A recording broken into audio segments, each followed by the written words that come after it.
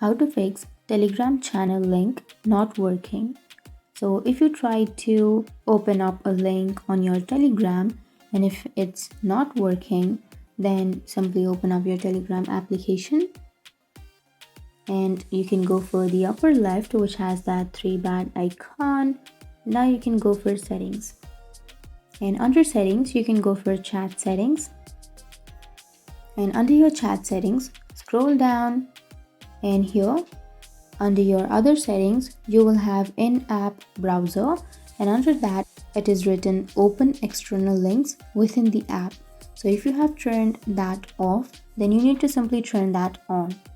And once you've turned on the in-app browser, then your problem will be fixed.